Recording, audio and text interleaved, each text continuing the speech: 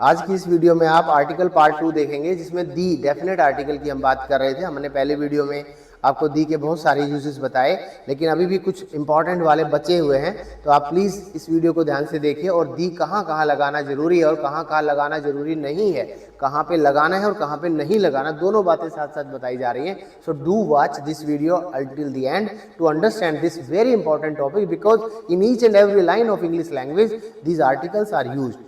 Definite indefinite article का कहीं ना कहीं यूज जरूर होता है। ये सब छोटे हैं लेकिन यूज बहुत ज़्यादा होते हैं। The is use before the names of parts of the body.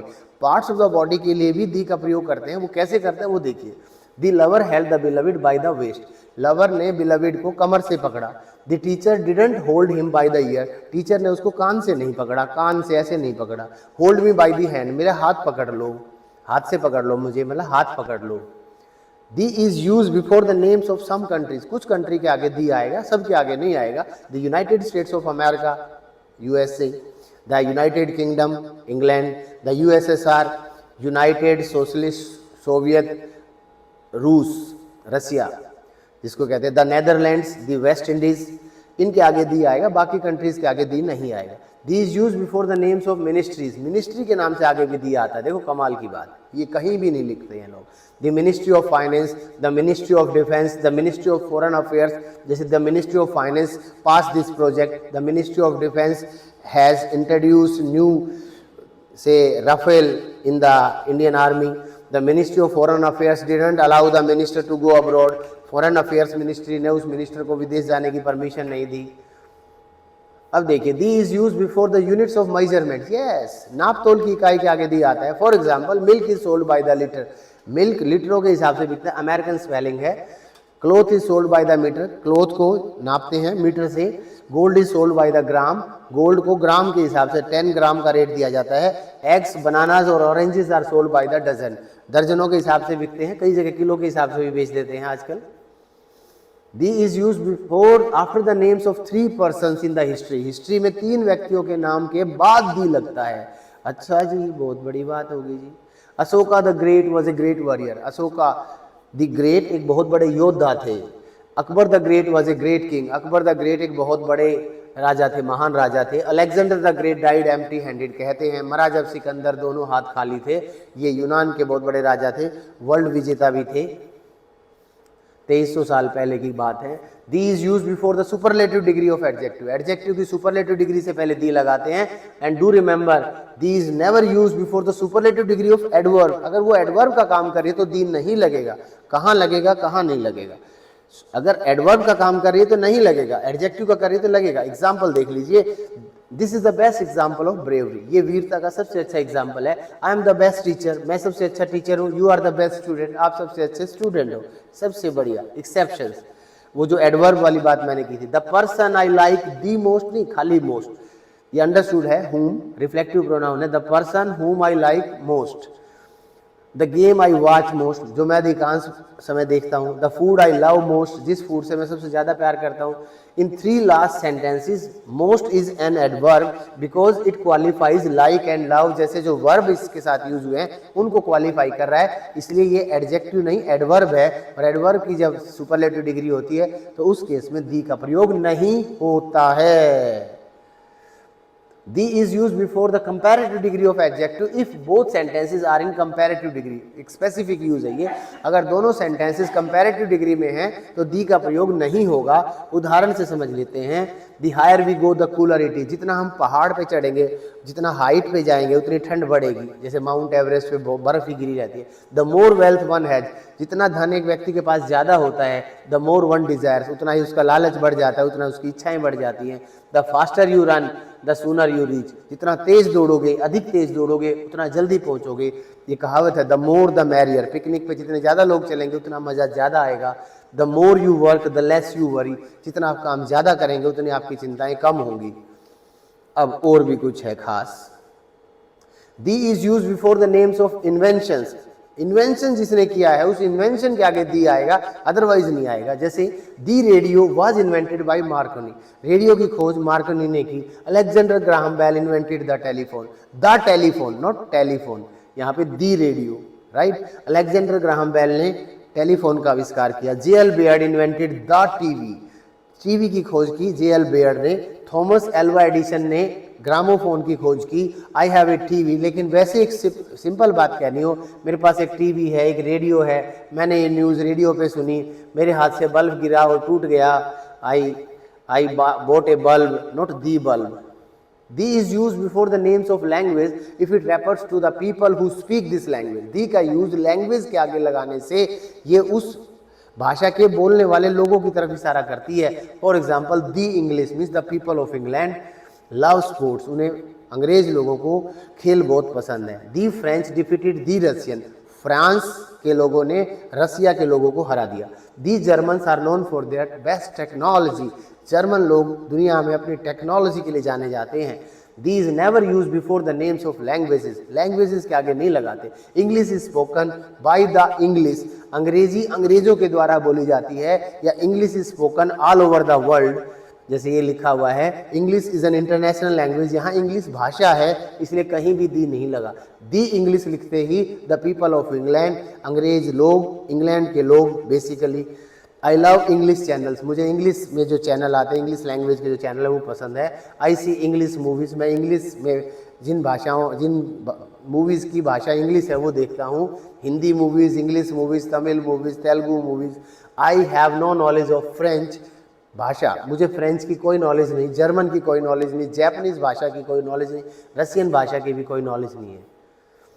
The is use as an abbreviation of this that these those, this that these those शब्दों का शॉर्ट फॉर्म है दी। अगर बोलने वाले और सुनने वाले के दिमाग में सेम शब्दों की बात चल रही हो, if the speaker and the listener refer to or understand the same thing.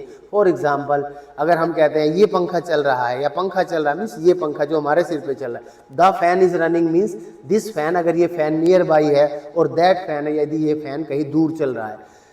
और इसी तरह से these fan, similarly likewise the boys are making a noise means these boys अगर नियर बाई है, और दोज बॉयज अगर वो boys कहीं दूर खेल रहे हैं हमसे। दीज बॉयज नियर बाई के लिए, दोज बॉयज डिस्टेंस के लिए, दिस दैट दीज दोज के लिए शॉर्ट फॉर्म है the, THE the.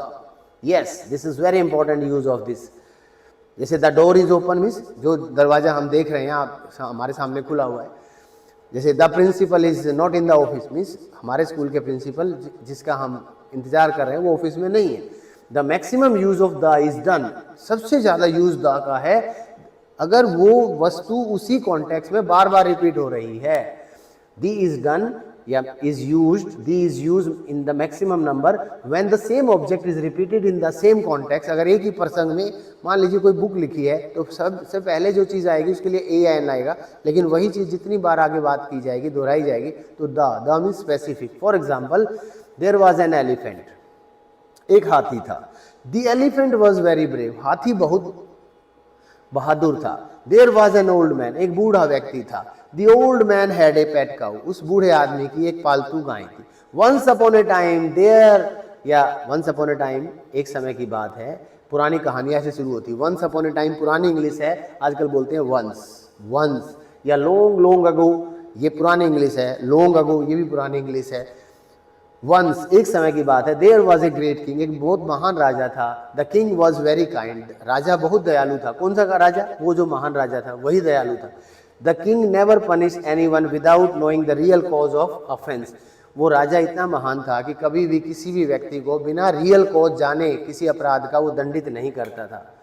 Once there was an old man who bought a cow, एक बार एक बूढ़ा व्यक्ति था जिसने एक गाय खरीदी, एक मुर्गी खरीदी, एक घोड़ा खरीदा, एक बैल खरीदा। One day, अब देखो वही वाली गाय, वही वाले घोड़े, वही वाली बकरियां। एक दिन उस गाय ने एक बछड़ा दिया। The hen laid an egg, मुर्गी ने अंडा दिया रखा। The horse jumped over a wall, वो घोड़ा जो उसने खरीदा था वो दीवार से कूद गया। And the ox was killed by a lion, और वो बैल को किसी शेर ने मार दिया। The old man became very disappointed, वो बूढ़ा आदमी जिसने ये सब खरीदे थे, जिसने अपने घर में रखे थे, वो बहुत डिसअपॉइंट हो गया।